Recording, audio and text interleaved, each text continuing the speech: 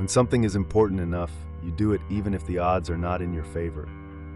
Persistence is very important. You should not give up unless you are forced to give up. The first step is to establish that something is possible. Then probability will occur.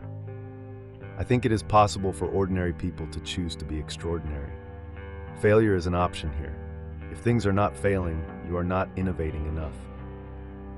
If you get up in the morning and think the future is going to be better, it is a bright day.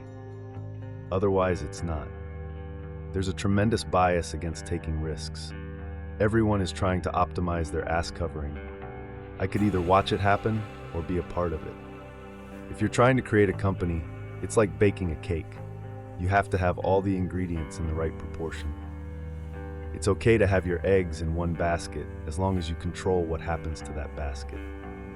When Henry Ford made cheap, reliable cars, people said, "Now, what's wrong with a horse?" That was a huge bet he made, and it worked. The path to the CEO's office should not be through the CFO's office, and it should not be through the marketing department.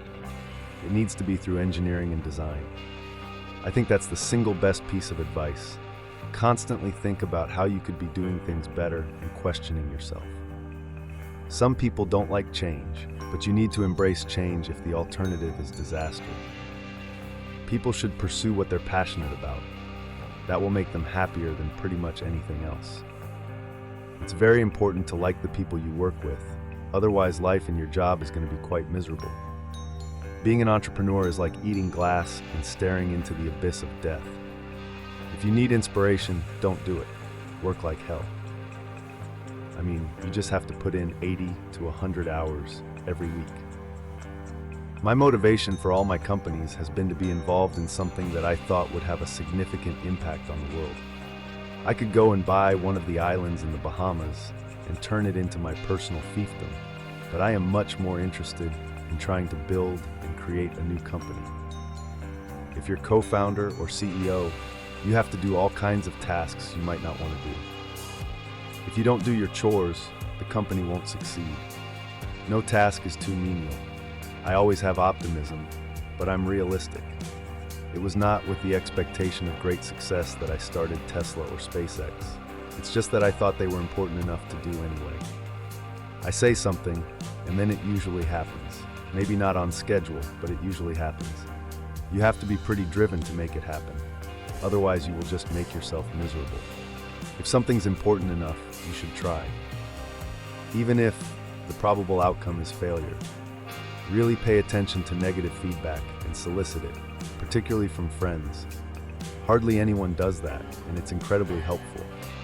Brand is just a perception, and perception will match reality over time. I think it's very important to have a feedback loop where you're constantly thinking about what you've done and how you could be doing it better. There are really two types of people.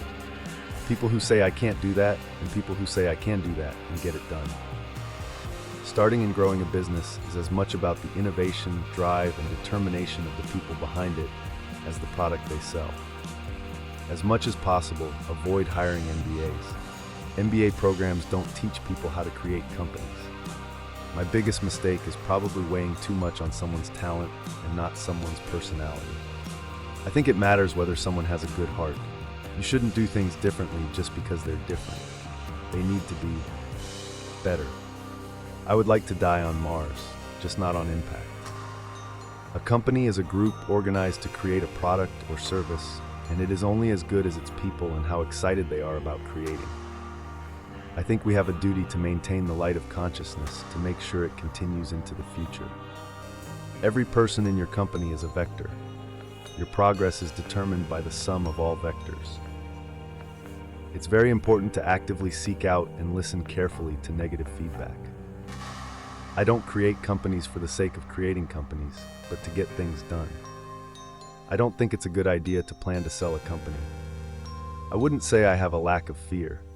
In fact, I'd like my fear emotion to be less because it's very distracting and fries my nervous system. I think you should always bear in mind that entropy is not on your side. I think most people can learn a lot more than they think they can. They sell themselves short without trying. One should try to make the world a better place, because the inverse makes no sense. Constantly seek criticism. A well-thought-out critique of whatever you're doing is as valuable as gold. I think it's very foolish to set limits on what you can achieve. You don't know until you try. I've actually not read any books on time management. Not because I don't think they're good or useful, but because I always felt that time management is really a misnomer. The challenge is not to manage time, but to manage ourselves. I don't spend my time pontificating about high-concept things. I spend my time solving engineering and manufacturing problems. There are very few things that are genuinely important in the grand scheme of things. So it's important to figure out what those things are and focus on them.